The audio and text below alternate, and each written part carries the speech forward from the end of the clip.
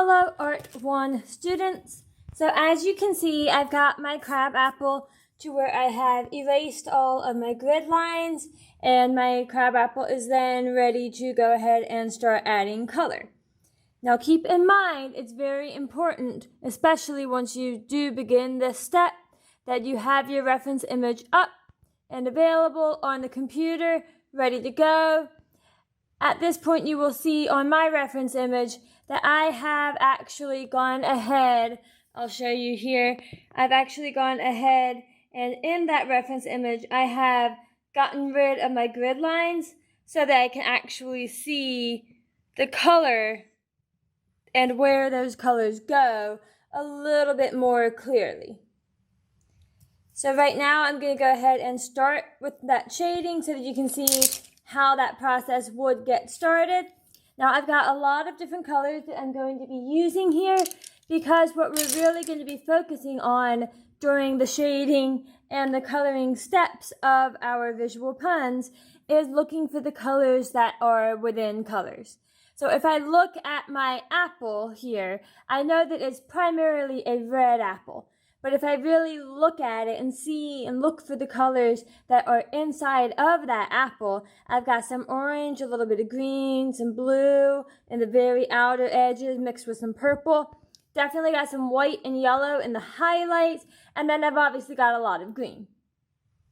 So I would on my, I would on my apple be using red, orange, yellow, white, purple, for some of the shadow, a little bit of blue, and maybe even just a little bit of green.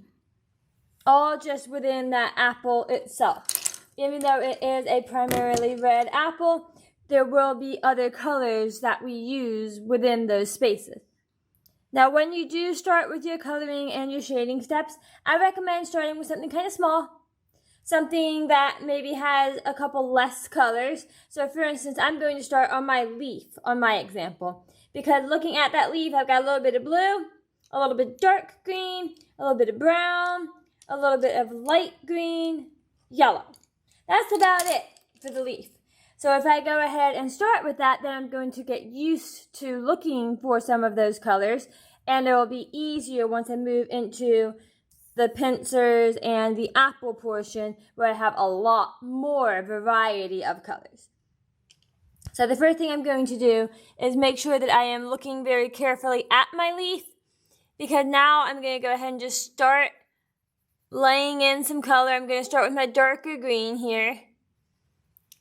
And what I'm going to do is look for the areas and the shapes that those shadows make, the darker spots on the leaf. I'm not going to make them super dark yet. I'm just going to sort of block in where those shapes are, sort of the angles of them. Because right now, when we work on shading, one of the key things to remember is that there's not going to be a line in between values. Instead, it's going to be a series of value and or color shifts. So as you will see, this is going to look a little bit odd at the beginning. There's not going to be a whole lot to see at the beginning, as I am primarily just beginning to put down some of those colors.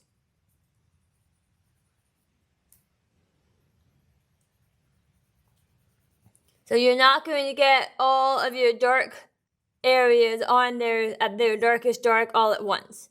You're going to build up in layers. So this edge has a little darker green on it.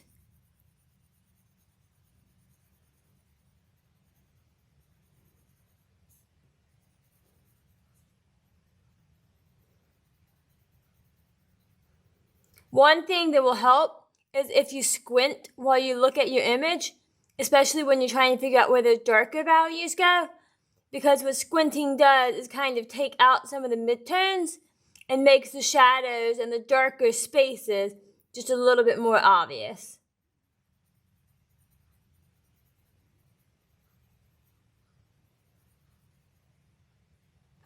So that right there might be all I do in terms of a first layer on that leaf. Now I know that you can't necessarily see that super well. I'll bring it up to try and make it a little more obvious. There's not much on there. And right now it's only that darkest green. So the next thing that I would do, sorry, turned it the wrong way. The next thing I'm going to do is going to go ahead and go in with some of my lighter green. There's going to be places where those two greens overlap. And then there are also going to be places where it's only one or the other green right now. Remember, anywhere where you have white, you want to leave the paper showing, at least a little bit. It doesn't necessarily have to be completely paper white, but you do not want to put color where you need white. Because colored pencil with white can lighten things and sort of kind of look white, but it's never going to be as bright white as what the paper will be. So you see there's a highlight here, so I'm going to leave a lot of this area pretty light and pretty white. And then eventually I'll go in with green and white and figure out precisely where the different values within that space go.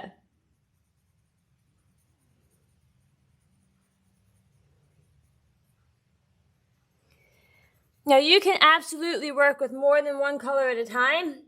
I just find that a lot of times, especially when you're starting out, it's easier to kind of go one color at a time.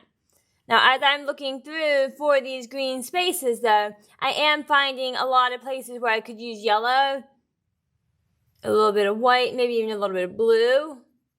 So I do want to pay attention to those spaces and where they are, so that as I get to those colors and those layers, I know where to put them.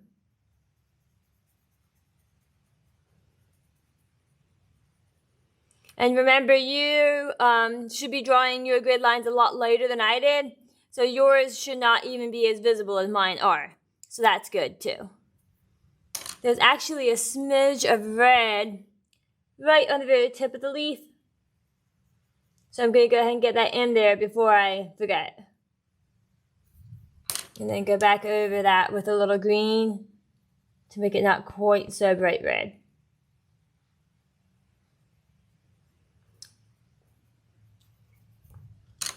So notice that as I am adding color and shading, I am moving my pencil in the actual direction of the color or the shading that I see. What that's going to do is help enhance the believability and the depth and the volumetric quality of that piece. You do not want to shade in some random direction. All of your shading should be done in the same direction as the actual object. So now I'm putting a little bit of blue in some of these shadow spaces, because you remember from our discussion of the elements and principles, cool colors do tend to recede. So when I put a little bit of blue in my shadow greens, the greens that are deepest, furthest back, it's going to help push them even further back so that they really do look deep and dark. Go back over with my darker green again.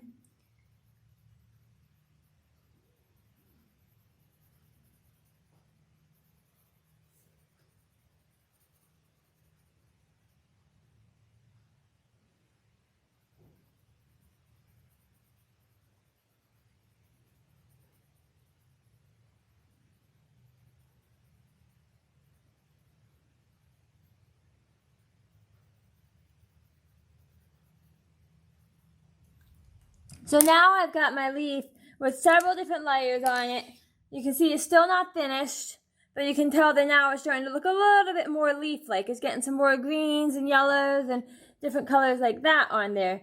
So now the next thing I would do would be to go ahead, continue in that leaf, get it a little further along, not completely finished yet, because remember, we do want to finish everything kind of all at once. So you're going to get each part about 3/4 of the way finished, and then finish it all towards the end, because shading, once again, is all relative, and your darkest darks have to be in the correct spots. So like if I have dark on my pincer, I want to make sure that it remains darker than the darks in my leaf. So I don't want to get anything to its complete darkest dark until I have color on all parts of my drawing. But now I'm going to get some brown and just kind of finish up that leaf a little bit more and move into the stem. And then the next thing that I would be doing would be to start on the pincers because they are behind my apple. So I want to do my apple last because it's kind of on top of everything.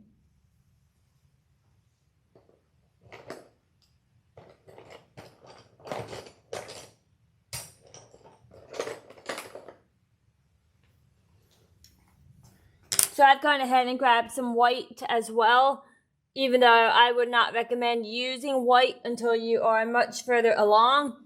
I just want to show you a little bit of how the white would work.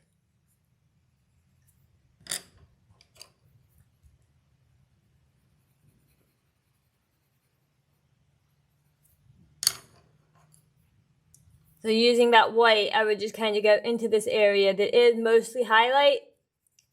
Get a good bit of white down where it's really bright highlight. It's going to be tricky because you can't really see where it's going. And then I would go in with the color that's right next to that white. And then the two will sort of blend together, just like any other two colors would. And you'll actually be able to see it more as you go. So now that looks like a softer highlight area rather than just a white spot.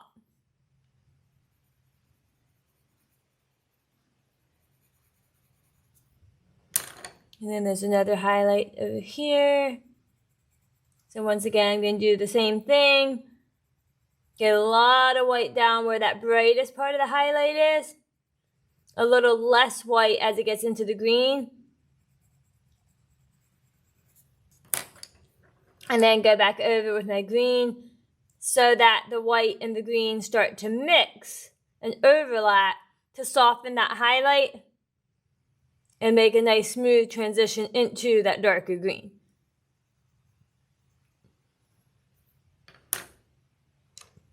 So then in here I'm going to use some red because red and green will make brown.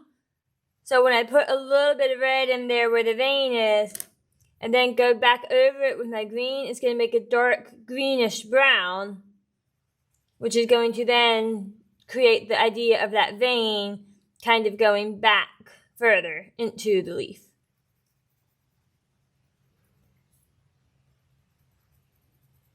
Here's another very dark spot here, so I'm going to go ahead and put some of that in.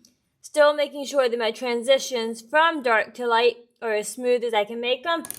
And this darker spot actually has a bit of a cooler color in it, so I'm going to put some blue in that darker spot.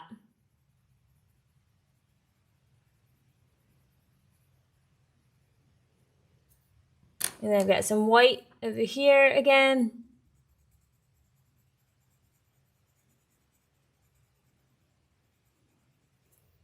Go back in with that darker green. So you'll notice that I'm not using my light bright green a lot, even though it is in there more than what I've got, because what I'll do is towards the end of working on my leaf, I will go back over a lot of these portions with that brighter, lighter green to just kind of bring it all together and to brighten it up towards the end.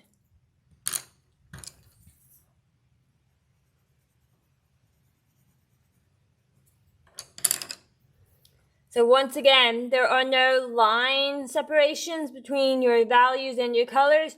Everything should be pretty smoothly transitioning from one to the next. Now, of course, there will be other areas where there is more of a line, less of a transition. You just have to be aware of which areas have a transition, a smooth one, and which have more of a line, and just really focus on capturing the differences between those within your shading.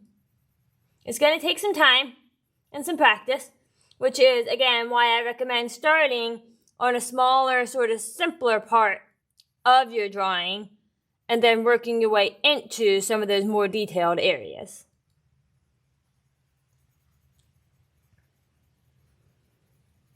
So the next video that I'm going to be filming and posting for you guys, the leaf will be finished.